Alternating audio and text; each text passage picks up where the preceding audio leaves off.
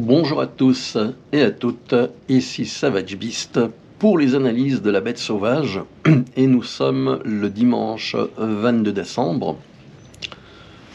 Je suis à nouveau dans mon petit coin de nature, histoire de récupérer et de me faire un peu plaisir.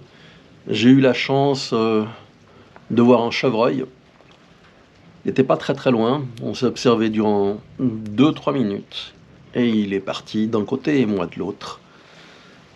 On va tout de suite commencer avec le point dont je voulais parler et qui est relativement important.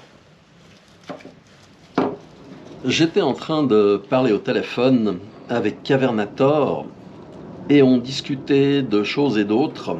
Et je lui disais, tu sais, en Allemagne, ils vont avoir de gros problèmes avec les adeptes de la grande religion de la paix et de l'amour. Là, ils ont fait une manifestation dans laquelle ils se sont présentés dans des marchés de Noël avec des drapeaux syriens, palestiniens, etc. Évidemment, c'est tous des barbus comme moi. Et ils criaient tous voilà Babar! Et donc notre ami Babar était présent partout. Ils avaient pris possession de podiums dans lesquels ils haranguaient les foules. Bref, c'était pas net. Et je disais à notre ami Cavernator, tu sais, ça pue. Je suis certain qu'il va y avoir un attentat au minimum sur les marchés de Noël. Un quart d'heure plus tard, je le recontactais. L'attentat venait d'avoir lieu. Alors, il y a plein de points qui sont intéressants à soulever. Et le premier, c'est donc que les médias ont annoncé que la personne était un religiophobe. Qui n'aimait pas du tout les religions, en tout cas celle de la paix et de l'amour. Puis qu'il avait fréquenté les milieux d'extrême droite, que c'était un fan d'Elon Musk, enfin un amalgame qui puait de plus en plus. Or, il faut remonter à quelques mois en arrière. En septembre 2024, Volkswagen, via son PDG, a annoncé qu'il y aurait certaines coupes, mais que non, et qu'il n'y aurait pas 30 000 suppressions d'emplois. Effectivement, il n'a pas menti, puisque je ne sais plus si c'est le jour de l'attentat ou le jour précédent. En fait, Volkswagen a annoncé qu'ils allaient licencier 35 000 personnes. Donc il n'a pas menti, c'est pas 30 000, c'est 35 000. Vous imaginez bien que les Allemands, ça grince un petit peu des dents. Donc, qu'est-ce qu'il faut faire? Il faut distraire. J'avais lu en son temps un livre que je vous recommande.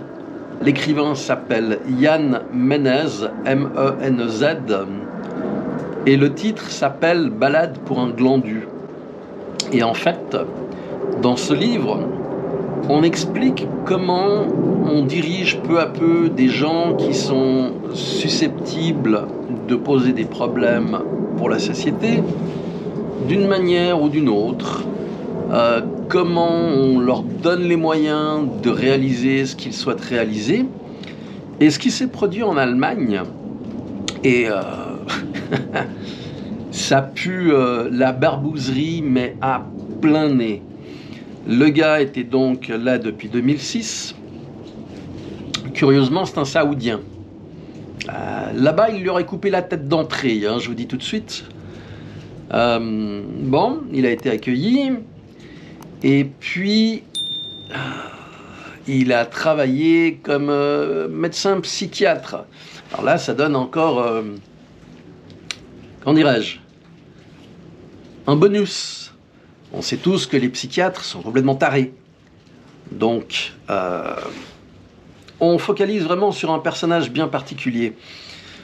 L'idée étant que cet attentat, il y a quand même eu au minimum 5 morts et une septantaine de blessés, je crois une quinzaine relativement graves.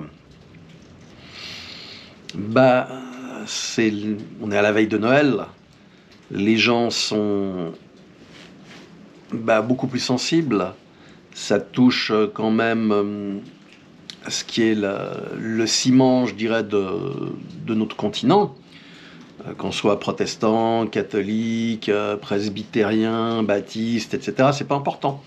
Ça fait partie de nos racines, qu'on le veuille pas, c'est présent.